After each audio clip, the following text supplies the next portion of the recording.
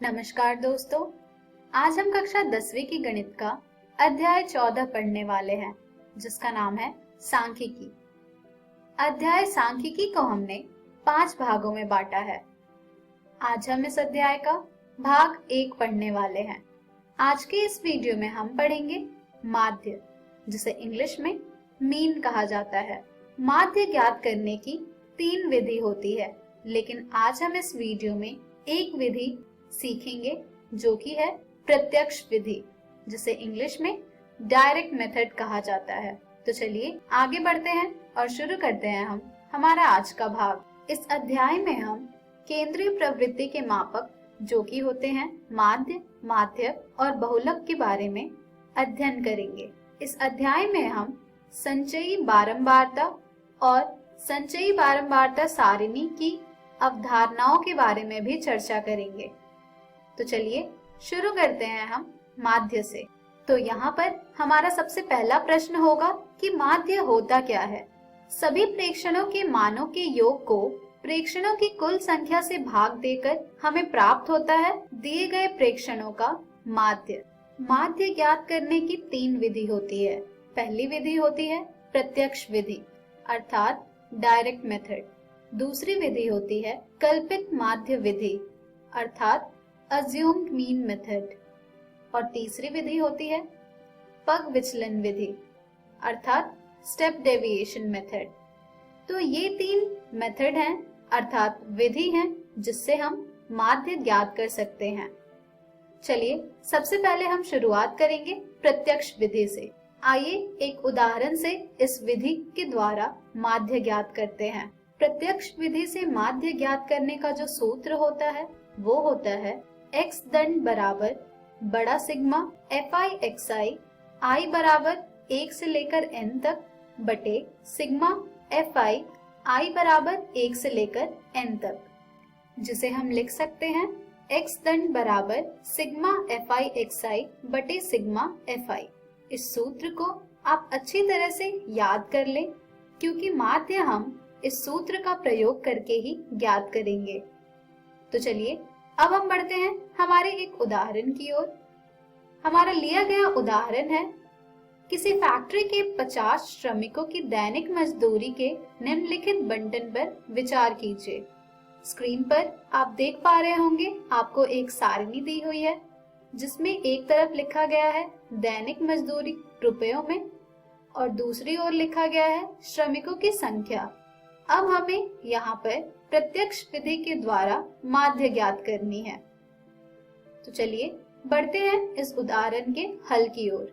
तो सबसे पहले जैसा कि आप सब जानते हैं, दी गई सारणी को हम कुछ इस प्रकार से लिखते हैं, जिसमें एक तरफ होगा दैनिक मजदूरी रुपयों में और दूसरी ओर होगा श्रमिकों की संख्या। यहाँ पर श्रमिकों की संख्या हो जाएगी हमारी fi। तो अगर आपको सूत्र याद होगा तो यहाँ पर हमें इस सारणी में fi भी चाहिए, xi भी चाहिए और fi xi भी चाहिए। तो चलिए अब हम एक एक करके ज्ञात करते हैं xi को और फिर fi xi को। xi हम कैसे ज्ञात कर पाएंगे? xi हम ज्ञात करेंगे वर्ग चिन्ह का प्रयोग करके। तो चलिए एक एक करके सभी वर्ग अंतरालों का वर्ग चिन्ह ज्ञात करते हैं। हमारे सबसे पहले वर्ग अंतराल का वर्ग चिन्ह होगा 100 योग 120 बटे 2, जो कि आएगा 110। वर्ग चिन्ह हम ज्ञात करते हैं ऊपरी वर्ग सीमा योग निचली वर्ग सीमा बटे 2 करके। तो इस तरह इस सूत्र का प्रयोग करके हम सभी वर्ग अंतरालों का वर्ग चिन्ह ज्ञात करेंगे। हमारे दूसरे वर्ग अंतराल का वर्ग चिन्ह आ जाएगा 130, जो कि हमें प्राप्त होगा 120 योग 140 बटे 2 करके। हमारे तीसरे वर्ग अंतराल का वर्ग चिन्ह आ जाएगा 150। हमारे चौथे वर्ग अंतराल का वर्ग चिन्ह आ जाएगा 170 और हमारे पांचवें वर्ग अंतराल का वर्ग चिन्ह आ जाएगा 190। तो इस तरह हमने हमारे दी गई सारणी से xi सभी वर्ग अंतरालों के ज्ञात कर लिए हैं। अब हमें ज्ञात करना है fi xi। तो चलिए अब हम ज्ञात करते हैं fi xi को। fi xi हम कैसे ज्ञात करेंगे? एफ आई एक्स आई हम ज्ञात करेंगे जो हमारे दिए गए सभी वर्ग अंतरालों में श्रमिकों की संख्या है अर्थात एफ आई है, उसे हम गुणा करेंगे एक्स आई से। तो चलिए शुरू करते हैं यह कार्य। हमारे सबसे पहले वर्ग अंतराल का एफ आई एक्स आई आ जाएगा 12 गुणे 110 जो कि आएगा 1320। हमारे दूसरे वर्ग अंतराल का एफ आई एक्स आई आ जाएगा 14 गुणे 130 जिसे हल करने पर हमें प्राप्त होगा 1820। हमारे तीसरे वर्ग अंतराल का एफ आई एक्स आई आ जाएगा 1200 जो कि हमें प्राप्त होगा 8 गुणे 150 हल करके।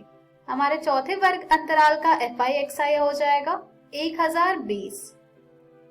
हमारे पांचवे वर्ग अंतराल का एफ आई एक्स आई हो जाएगा 1900। तो इस तरह हमने सभी वर्ग अंतरालों के एफ आई एक्स आई ज्ञात कर लिए हैं। चलिए अब हम सभी एफ आई एक्स आई को जोड़ते हैं।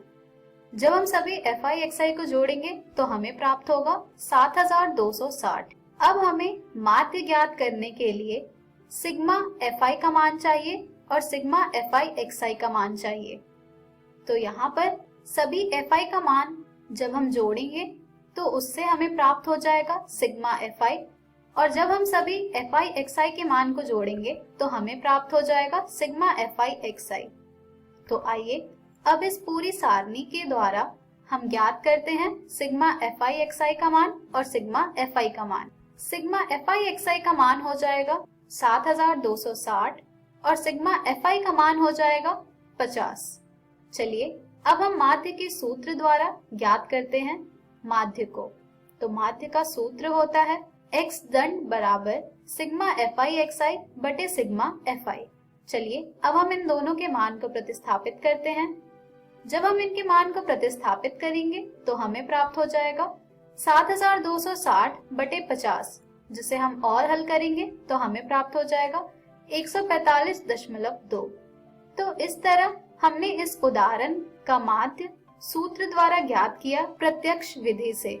चलिए अब हम बढ़ते हैं हमारे दूसरे प्रश्न की ओर, जो कि है माध्य ज्ञात कीजिए इस दी गई सारणी का, जिसमें एक तरफ लिखा गया है वर्ग अंतराल और दूसरी तरफ लिखा गया है बारंबारता। तो चलिए जिस प्रकार से अभी हमने सीखा है माध्य ज्ञात करना, उसी विधि के द्वारा हम इस प्रश्न का भी माध्य ज्ञात करेंगे।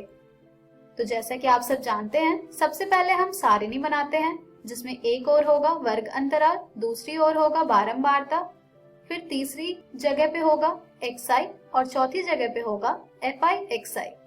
तो चलिए अब हम एक एक करके एक्स आई और एफ आई एक्स आई का मान ज्ञात करते हैं। यहाँ पर हमारी जो सबसे पहली वर्ग अंतराल है उसका एक्स आई अगर हम ज्ञात करें तो हमें प्राप्त होगा 0 योग 10 बटे 2 अर्थात 5।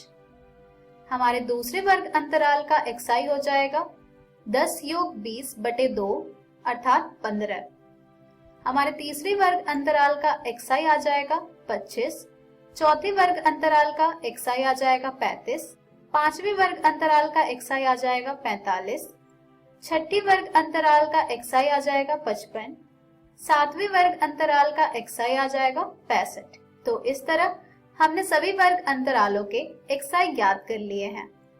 अब हम ज्ञात करेंगे सभी वर्ग अंतराल के F I X I. F I X I हम किस प्रकार ज्ञात करेंगे? एफ आई एक्स आई हम ज्ञात करेंगे एफ आई को गुणा करके एक्स आई से। तो चलिए ज्ञात करते हैं एफ आई एक्स आई को। हमारे सबसे पहली वर्ग अंतराल का एफ आई एक्स आई आ जाएगा 5 गुने 5 अर्थात 25। हमारे दूसरे वर्ग अंतराल का एफ आई एक्स आई आ जाएगा 10 गुने 15 अर्थात 150। हमारे तीसरे वर्ग अंतराल का एफ आई एक्स आई आ जाएगा 450। चौथे वर्ग अंतराल का एफ आई एक्स आई आ जाएगा 1050। पांचवें वर्ग अंतराल का एफ आई एक्स आई आ जाएगा 900।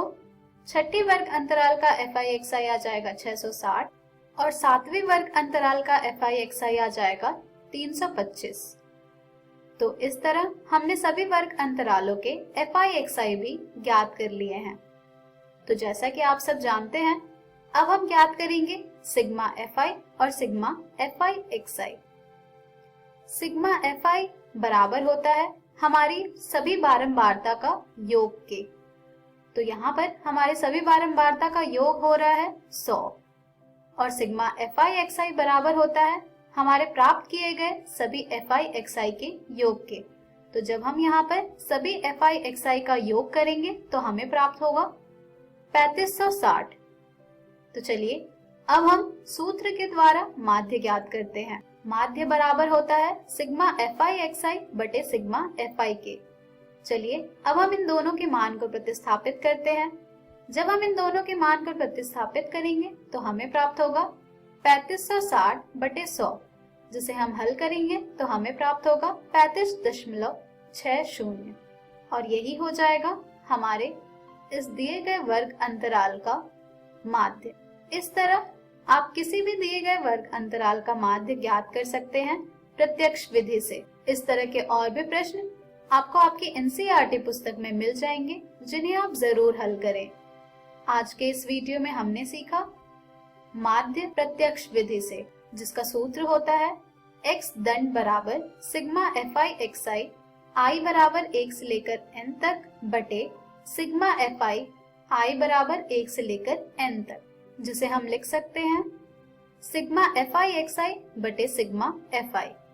हम हमारी अगली वीडियो में जानेंगे माध्य कल्पित माध्य विधि से और पग विचलन विधि से। धन्यवाद।